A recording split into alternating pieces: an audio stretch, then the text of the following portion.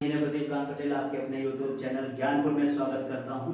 और आज हम लोग जैसे अभी इससे पहले पढ़ रहे थे वायु के बारे में, उसी का नेक्स्ट सीक्वेंस हम लोग देखेंगे। इसमें वायुमंडल के बारे में, एटमॉस्फेयर के बारे में पढ़ेंगे। तो सबसे पहले अगर देखा जाए, जो वायुमंडल है वो जो है 5 परतों में बटा है। कौन कौन से? तो जैसे बात किया जाए बहिर्मंडल, आयनमंडल, मध्यमंडल और आपका समताप मंडल, क्षोभ मंडल। क्लियर?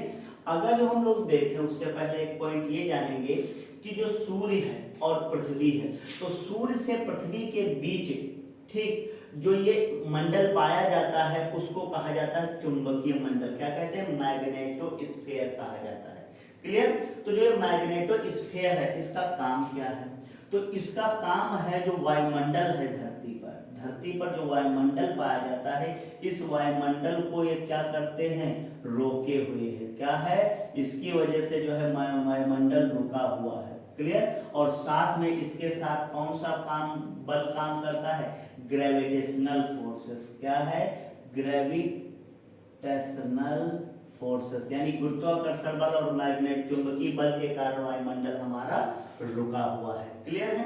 अब हम लोग इसी में बात करेंगे जो 5 मंडल आपको यहाँ बताए गए थे। ठीक, तो जो 5 परतें हैं वायुमंडल की, उन 5 परतों में तो सबसे पहले अगर देखा जाए तो ये क्षोभ मंडल है। ठीक, तो यहाँ पर क्षोभ मंडल की विशेषता, क्षोभ मंडल क्यों कहते हैं? दरअसल बात है कि यहाँ पर इसमें मौसम से संबंधित घटनाएं जैसे बिजली चमकती, वर्षा होती है, ओस है, जो है कोहरा है, धुंध है, आपका तूफान आ रहा है, चक्रवात आ रहा है। अब बताइए तूफान आया, किसी का घर जो है घास फूस का बना हुआ छप्पर का और उड़ गया छप्पर जो है हवा में, तो बताइए वो खुशी मनाएगा कि दुखी होगा? किसी का घर उजड़ जाएगा तो दुखी होगा ना। इसीलिए क्षोभ इसको कहते हैं। क्षोभ, दुख का मतलब ही होता है क्षोभ। क्लियर है? तो अगर देखा जाए हम लोग यहाँ पर जब मौसम बदलता रहता है, इसी वजह से इसको परिवर्तन मंडल कहते हैं। यहाँ पर देखिए जब सूर्य का प्रकाश पड़ेगा पानी पर तो वाष्पन की क्रिया होगी, और वाष्पन की क्रिया होगी तो क्या हो जाएगा? भाप उसमें, इसके बाद ऊंचाई पर पहुंचेगा तो भाप काहे में बदल जाएगी? कंडेंस होगी, तो वो कोहरा धुंध के रूप में आ जाएगी। इसी वजह से इसको, इस प्रोसेस को संवहन कहते हैं, इसलिए इसको संवहन मंडल। फिर अधो मंडल जो है, तो जो अधोमंडल है इसको इसलिए कहते हैं क्योंकि यहाँ पर क्या है, 6 महीने अगर देखा जाए तो एक ध्रुव पर ठंडक रहती है, वो दिन रहता है, और दूसरे ध्रुव पर क्या है, रात रहती है। वो ये बदलता रहता है, इसलिए इसको अधोमंडल कहते हैं। और इंग्लिश में इसको ट्रोपोस्फीयर कहते हैं। क्या कहा जाता है? ट्रोपोस्फीयर। तो सबसे जो पहले हमारी परत है वो कौन सी है? क्षोभ मंडल या अधोमंडल या संवहन मंडल या परिवर्तन, इस पर ट्रोपोस्फीयर पर बात करेंगे। तो देखेंगे सबसे पहला पॉइंट इसमें ये जानना है कि जो ये परत है, ठीक, ये 0 से 13 किलोमीटर ऊंचाई तक पाई जाती है। ऊंचाई तक पाई जाती है, पहला। ठीक, दूसरा पॉइंट ये समझना है कि जो ध्रुव है, ध्रुव पर इसकी ऊंचाई, ध्रुव पर ऊंचाई इसकी कितनी है? वो है 8 किलोमीटर। क्लियर? और अगर जो आप देखेंगे तो जो हम लोग बात करें भूमध्य रेखा, क्या करें? भूमध्य रेखा बात करें, या इसी को हम लोग कहते हैं विषुवत रेखा। विषुवत रेखा कहा जाता है। यहाँ पर इसकी ऊंचाई है 18 किलोमीटर। आपसे पूछा जाए कि बताइए क्षोभ मंडल की ध्रुव पर कितनी ऊंचाई, तो 8, भूमध्य रेखा पर कितनी है, विषुवत रेखा इक्वेटर लाइन पर तो 18। इन दोनों को जोड़ेंगे तो 26 बनेगा। एवरेज लेंगे, 2 से भाग कर देंगे तो बनेगा 13 किलोमीटर। तो जो ये 13 किलोमीटर है ये है औसत ऊंचाई। तो पूछा जाए इस परत की औसत ऊंचाई कितनी है, तो आपका आंसर हो जाएगा 13 किलोमीटर। क्लियर? अगला पॉइंट ये समझना है, देखेंगे जो इस मंडल में क्या क्या है, तो सबसे निचली परत है वायुमंडल की, सबसे निचली परत है यही, निचली परत है, यहीं से शुरू होता है वायुमंडल। और इसके बाद जो निचली परत है, चौथा पॉइंट ये समझना है यहाँ पर अगर देखा जाए तो इसी पर पठार हैं, इसी पर पर्वत पाए जाते हैं, इसी पर झील पाए जाते हैं, इसी परत में। ठीक, तालाब हैं, तालाब हैं, नदियां हैं इसी में। ठीक, अगर हम लोग देखें इसी पर सागर है, इसी पर महासागर है। ठीक, ये सारी चीजें हैं अगर हम लोग बात करें। ठीक, अब अगर देखा जाए पांचवा पॉइंट ये आपको समझना है, इसमें जो है इसमें मौसम से संबंधित जो है, तो मौसम से संबंधित तमाम सारी घटनाएं होती हैं। कौन कौन सी घटनाएं होती हैं? जैसे अगर देखा जाए वाष्पन की क्रिया होगी, ठीक, और वाष्पन की क्रिया क्यों होगी अब ये इस पॉइंट पर बात करेंगे। इसके बाद संघनन की क्रिया होगी, संघनन की क्रिया होना, तो वाष्पन संघनन की क्रिया होना, बादल का बनना, बादल का बनना ये इस पर होता है। ठीक, अगर जो संघनन की क्रिया होगी तो उसमें ओस बनेगा, कोहरा बनेगा, ठीक, और धुंध छा जाएगी, ठीक, ठंडक में छा जाती ना। और इसके बाद देखा जाए, ठीक, जो वाष्पन की क्रिया होती तो हवा बहुत तेज से बहेगी, तो अगर देखा जाए तो आंधी आ जाएगा इसी में, ठीक, तूफान आ जाएगा, ठीक, तूफान होता है जब बादल बनते हैं तो वर्षा भी होगी, क्या होगी? वर्षा होगी। जब वर्षा होती है तो देखेंगे बिजली का भी चमकती है, क्या है? तो बिजली का चमकना। ये सारी जो घटनाएं हैं ये किस मंडल में होती? क्षोभ मंडल में। क्लियर? जो वाष्पन और कंडेंसेशन की प्रोसेस बताई गई थी। तो छठा पॉइंट ये समझना है कि जब आप इस मंडल में ऊंचाई पर बढ़ेंगे, ठीक, जो ऐसे ऊंचाई में बढ़ेंगे, तो ऊंचाई में जब बढ़ेंगे तो क्या होता है? यहाँ पर तापमान में कमी आती रहती। क्या आती है? टेम्परेचर डाउन होगा। क्या होगा?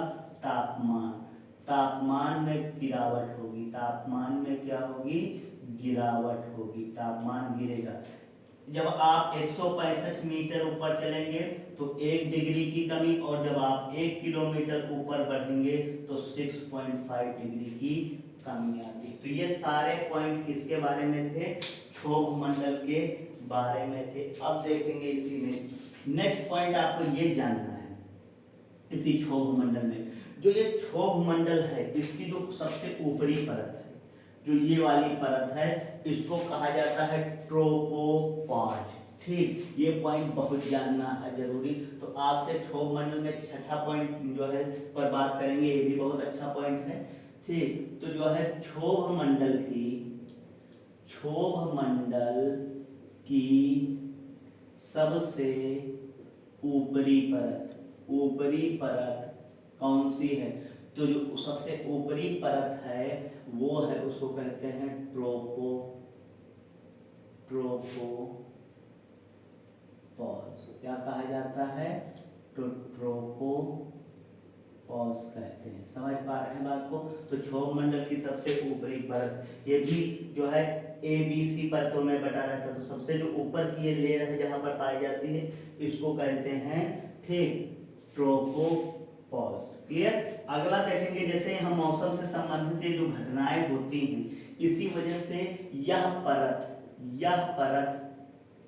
हवाई यातायात यानी हवाई जहाज उड़ाने के लिए हवाई यातायात के योग्य नहीं होती है, नहीं पाई जाती, क्योंकि मौसम से संबंधित घटनाएं होती। तो जो प्लेन क्रैश की घटनाएं आप सुनते हैं वो इसी वजह कारण आता है। क्लियर? अब हम लोग बात करेंगे, अगला जो मंडल है वो है आपका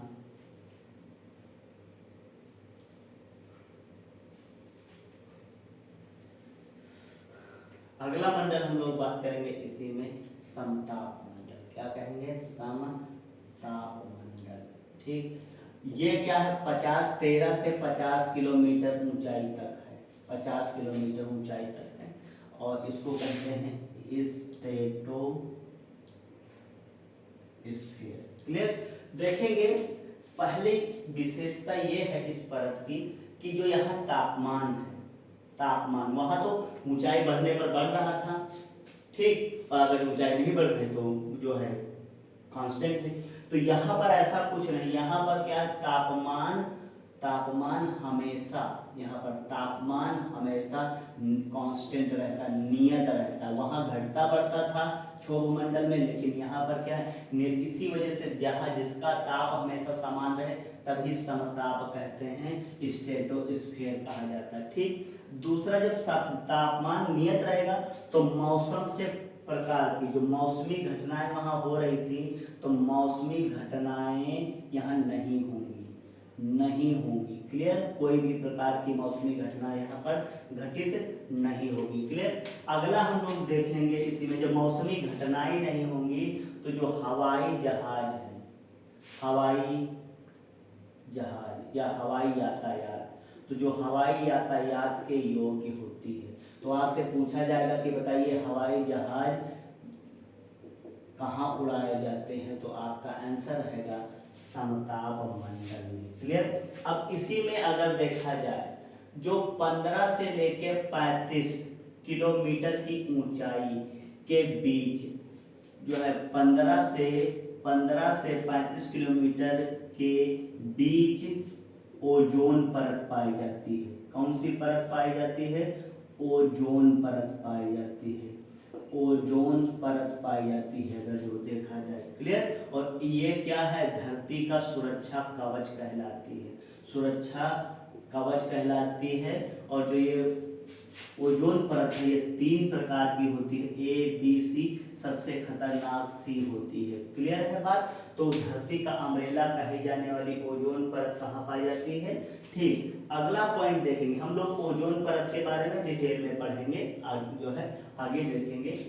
तो जो ये है आपका, जैसे वहां पर उसकी ऊपरी परत ट्रोपोफाज कहलाती थी, ऐसे इसकी जो ऊपरी परत है वो स्ट्रेटोफाज कहलाती है। क्या कहलाती है? जो है समताप मंडल की, समताप मंडल की, समताप मंडल की सबसे ऊपरी परत, सबसे ऊपरी परत स्ट्रेटोफाज कहलाती है, स्ट्रेटोफाज।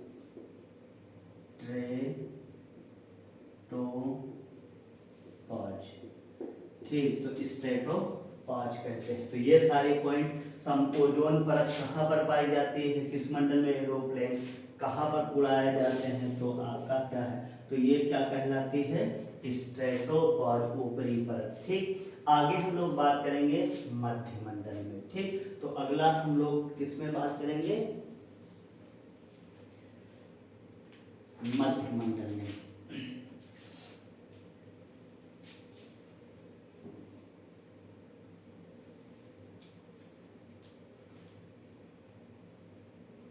नंबर तीसरी परत कौन सी है? मध्य मंडल, मध्य मंडल। ठीक। इसको इंग्लिश में कहते हैं मेसोस्फीयर। अब देखेंगे, जो ये है ये 50 से और 80 किलोमीटर के बीच है, पहली बात। अब दूसरा जो है इसमें बात ये जानना है, देखेंगे कि जो जो ये मेसो जो है स्फीयर है, तो मेसोस्फीयर में ये जानना है कि जो ओजोन परत रिफ्लेक्ट करती थी पराबैंगनी किरणों की, तो जो इसमें ए और बी थी उनके पास स्पीड बहुत ज्यादा वो निकल जाती, लेकिन सी जो होती थी वो धीरे धीरे उसकी स्पीड कम होती है, इसी वजह से वो ज्यादा इफेक्टेड करती है, क्योंकि जब तक किसी लेयर को पार करती है तब तक पूरी लेयर मोशन में आ जाती है, इसी वजह से। तो जब ये सी का रिफ्लेक्शन होता है, सी वाले का, तो ये क्या करती है, इस परत में चलना शुरू करेगी। तो सबसे पहले ये है कि ये क्या करेगी, हर चीज को अपने जो है अंदर एब्जॉर्ब करेगी, और एब्जॉर्ब वो जो करेगी वो क्या है, टेम्परेचर। इसी वजह से यहाँ का टेम्परेचर माइनस में चला जाता है। क्लियर। तो अगर देखा जाए तो यह वायुमंडल की, अगर देखा जाए मध्य मंडल है, वायुमंडल की सबसे ठंडी परत, सबसे ठंडी परत है। क्लियर है। जब ये सबसे ठंडी परत पाई जाती है, ठीक, तो यहाँ पर क्या है, टेम्परेचर, इसी को जो है जब ठंडे को कहते हैं निम्न ताप, क्या कहा जाता है, निम्न ताप, इसको ठीक क्रायो कहते हैं, तो इसको निम्न ताप मंडल भी कहा जाता है। तो अगला पॉइंट इसमें ये जानना है, इसको क्या कहते हैं, निम्न ताप मंडल भी कहते हैं। तो जो है क्लियर, इन क्रायोस्फीयर कहते हैं। ठीक, क्रायो माने होता है ठंडा, तो क्रायोस्फीयर किसको कहा जाता है, मध्य मंडल को। क्लियर है। अब देखेंगे जब यही रे और आगे बढ़ेगी अब जैसे जैसे ये क्या होती है, इसकी डिस्टेंस बढ़ी जाएगी, तो जो यहाँ पर एब्जॉर्ब करेगी, जब शॉर्ट टाइम रिफ्लेक्ट होता तो अपने को एब्जॉर्ब करती, जब बहुत लॉन्ग है तो ये रिफ्लेक्ट हो गए, ज्यादा दूर चल नहीं पाएगी स्पीड में, तो ये पहुंच पाएगी बहुत से ज्यादा कहाँ पर, आयन मंडल में। अब जो अपने साथ ये हीट लेके गई है सब कहाँ रिलीज कर देगी, ये सब रिलीज कर देगी आयन मंडल में, और यहाँ का टेम्परेचर बढ़ता जाएगा, यहाँ पर प्लस में 270 डिग्री टेम्परेचर हो जाएगा। क्लियर है बात। तो हम लोग देखेंगे जो आयन ऊपर से उल्का पिंड आते हैं किसी आयन मंडल में आएंगे, जलना, टेम्परेचर ज्यादा है, एयर फ्रिक्शन होगा, खूब तेज जलेंगे। इसके बाद क्या होगा, जैसे यहाँ पर आएंगे तो इस परत से जब गुजरेंगे तो एक प्रोसेस होती है, आप लोगों ने पढ़ा होगा कि जो कोई पिंड जैसे चुंबक था, चुंबक को गर्म किया जाता है खूब और अचानक ठंडा कर देंगे, गर्म करके चुंबक को खूब गर्म करेंगे और अचानक क्या कर देंगे, ठंडा कर देंगे, तो जो इसका चुंबक का गुण है वो खत्म हो जाएगा। तो चुंबक को लोहा किससे बनाया जाता, उसको कहा जाता है सुपरनोवा। ठीक, और आप लोगों ने फिर एक रूल पढ़ा होगा न्यूटन का, किसका रूल पढ़ा है, न्यूटन का। फर्स्ट ना उसी को कहते हैं जड़त्व। उसमें ये बताया गया है कि जो कांच का ग्लास है उसमें उबलती हुई चाय डाल दो तो वो टूट जाता है। ठीक, वो बताया जाता कि कांच जो है पतला होगा तो चटकेगा, लेकिन मोटा होगा तो बिल्कुल चटक के और बिल्कुल बिखर जाएगा। क्यों, क्योंकि वहां पर दो लेयर बन जाएगी, बाहर वाली ठंडी है और अंदर वाली क्या है, एकदम से। तो वही यहाँ पर कुछ है, जैसे यहाँ से जलता हुआ यहाँ पहुंचेगा, ऊपर की लेयर हो जाएगी एकदम से ठंडी, अंदर बहुत गर्म, तो एकदम से विस्फोट हो जाता है यहाँ पर। तो जो उल्का पिंड आते हैं, उल्का पिंड आते हैं, बड़े बड़े एस्ट्रॉइड्स आते हैं, तो जो उल्का पिंड है उनके यहाँ पर आते ही आते यहाँ जलेंगे, यहाँ एकदम से ठंडे हो जाएंगे तो उनमें विस्फोट हो जाएगा, तो वो सब टुकड़ों टुकड़ों में, तो यहाँ पर उल्का पिंड के ढेर, उल्का पिंड की राख पाई जाती है। तो पूछा जाता उल्का पिंड की राख किसमें पाई जाएगी, जो है मध्य मंडल में। अगर देखा जाए तो उल्का पिंड के टुकड़े या राख, ठीक, या ढेर, तो किसमें पाए जाते हैं, ठीक, जो है इसी वजह से धरती की सुरक्षा हो पाती, नहीं तो बड़े बड़े उल्का पिंड अगर ये प्रोसेस ना हो तो सीधे यहाँ तक आएंगे और जहाँ अर्थ पर गिरेंगे वहां सब खत्म हो जाएगा। क्लियर है। तो सबसे ठंडा मंडल उल्का पिंड की राख किस में पाई जाती है, मध्य मंडल में। क्लियर है। आगे हम लोग बात करेंगे तो आयन मंडल में क्या कहा जाता है, आयन मंडल। हाँ, मध्य मंडल में एक पॉइंट और समझ लेंगे, जैसे यहाँ पर होता था, ठीक, ट्रोपोपॉज, यहाँ पर स्ट्रेटोपॉज, तो यहाँ पर जो इसकी ऊपरी परत है उसको कहते हैं जो है मोनोपॉज। क्या कहा जाता है, तो जो है मध्य मंडल की सबसे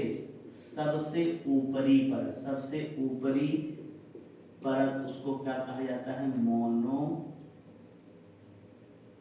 कहते हैं। क्या कहते हैं, मोनोपॉज कहा जाता है। ठीक है, तो है क्लियर। तो ये सारे पॉइंट थे। अब हम लोग बात करेंगे आयन मंडल में।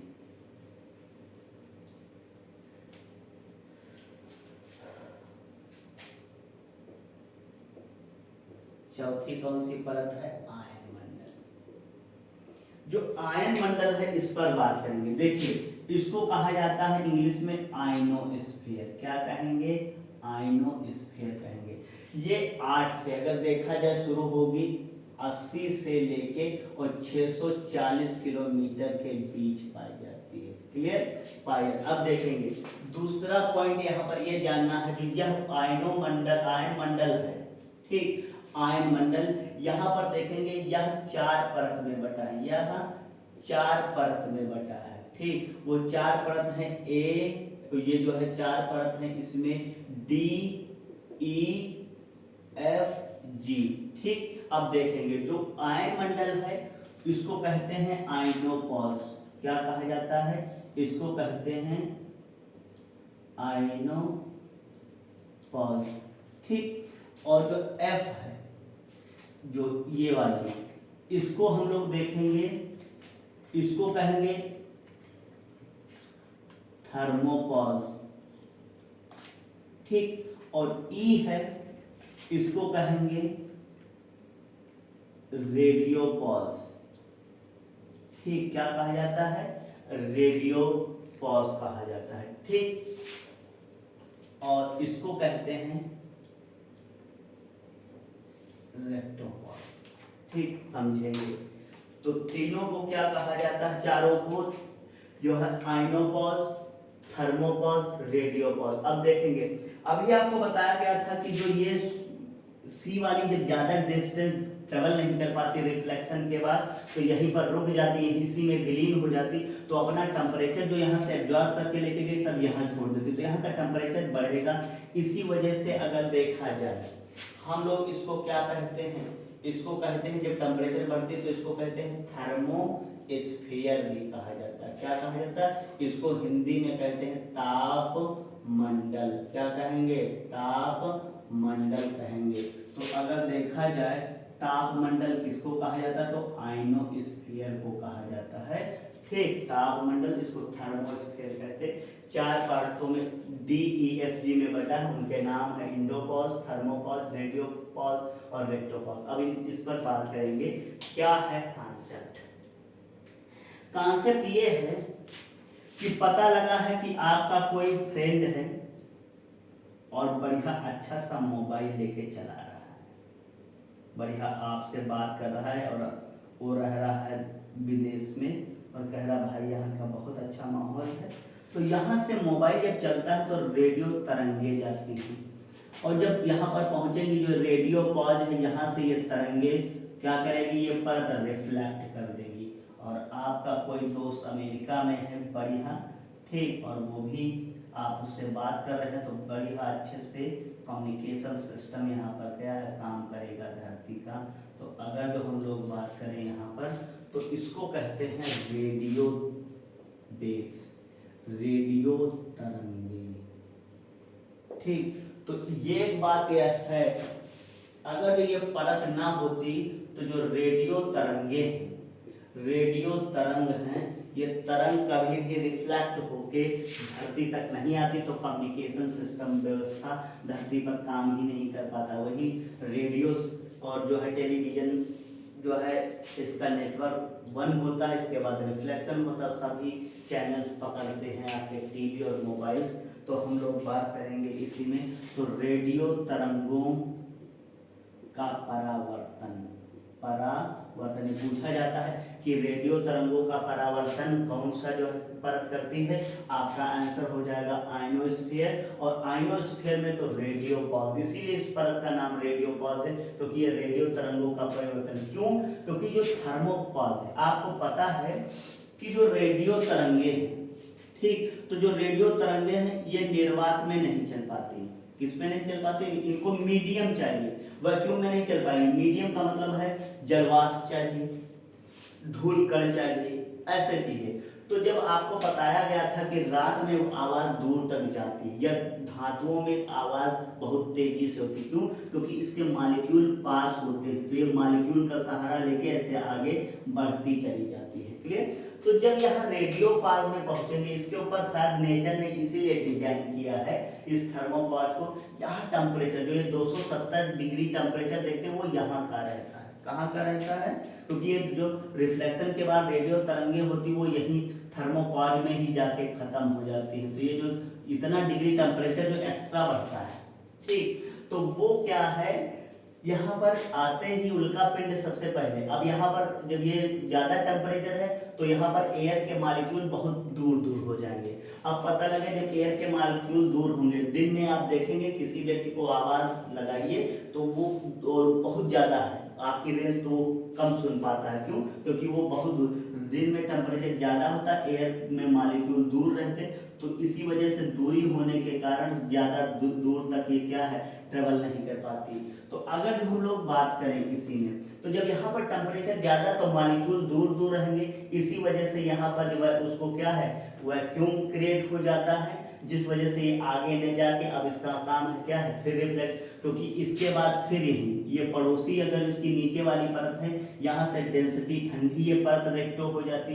रेक्टो परत क्या काम करती है, इन रेडियो तरंगों को रिफ्लेक्ट करके नीचे लाना, क्योंकि ये ठंडी परत है। अगर इस इन सब के कंपेयर में देखा जाए तो यहाँ एयर के मॉलिक्यूल पास पास आ जाते हैं, जिस वजह से क्या होता है कि जो है ये तुरंत वह ऊपर ना जाके, ऊपर निर्वात है क्योंकि ज्यादा, नीचे निर्वात कम है तो ये तुरंत रिफ्लेक्ट हो जाती है। इसके बाद ये ठंडा और फिर रिफ्लेक्ट होकर नीचे आ जाती। तो इस तरह से संचार व्यवस्था धरती पर काम करती है। तो जो संचार व्यवस्था है वो इसी वजह से काम कर पाती है। अगर ये परत ना होती तो शायद ना, और अगर ये परत ना होती तो टेम्परेचर ज्यादा ना होता, उल्का पिंड आते तो ये गर्म नहीं होते, जलते नहीं, कैसे सुपरनोवा होता, ये सारी चीजें ठीक। तो हम लोग बात करेंगे रेडियो तरंगों का जो है रिफ्लेक्शन कौन सा करता है, आयन मंडल, इसी को थर्मोस्फीयर भी कहा जाता है। क्लियर, इसकी सबसे ऊपरी आयनोपॉज होती है। ठीक, चलिए आगे हम लोग बात करेंगे। ऊपर वाली जो परत है इसको कहते हैं बहिर्मंडल। क्या कहते हैं, बहिर्मंडल। सबसे पहले पॉइंट अगर देखी जाए तो पांचवी परत कौन सी है, बहिर्मंडल। ये शुरू होती है अगर देखा जाए तो ये 640 से लेके और लगभग 10,000 ठीक किलोमीटर के बीच पाई जाती, और शायद इसी को अंतरिक्ष कहते हैं, क्योंकि इसके बारे में सटीक जानकारी नहीं, अंतरिक्ष इसी को कहा जाता है। हम लोग पॉइंट ये देखेंगे, जो बहिर्मंडल है तो इस इंग्लिश में इस एक्सोस्फीयर कहते हैं। सबसे पहले अगर देखा जाए बहिर्मंडल के बारे में तो हम लोग हाँ एक पॉइंट और समझेंगे, जो ये है आयन मंडल, ये जो है एक विद्युत आवेशित परत है। ये पॉइंट दिमाग से निकल गया था, याद रखेंगे, ये एक विद्युत आवेशित परत है। पूछा जाए विद्युत आवेशित परत कौन सी, आयनों। ठीक, हम लोग बात कर रहे थे इससे पहले बहिर्मंडल में, बहिर्मंडल की बात करेंगे। तो एक्सोस्फीयर की बात किया जाए, यहां पर अगर देखा जाए तो जो सूर्य का प्रकाश आता है, आपको पता है कि सूर्य से 15,000 डिग्री का टेम्परेचर चलता है अर्थ पर। जैसे जैसे डिस्टेंस बढ़ती जाती है, मीडियम बदलते हैं, टेम्परेचर कम होता चला जाता है। तब भी यहाँ पर जो है अगर देखा जाए तो 5,568 डिग्री टेम्परेचर यहाँ पर पहुँचता है। जब ये यहाँ पर आएगा टेम्परेचर, अगर बात किया जाए 700 किलोमीटर, तो ये टेम्परेचर मात्र जो रह जाता है 400 डिग्री टेम्परेचर। क्लियर। इसके बाद जैसे एक लेयर को क्रॉस करके एंडोपॉज में पहुंचता है, और उसके बाद थर्मो, यहाँ पर टेम्परेचर ये लगभग 350 के करीब हो जाता है। जैसे उस मीडियम से यहाँ माइनस हो जाएगा और कम बचा।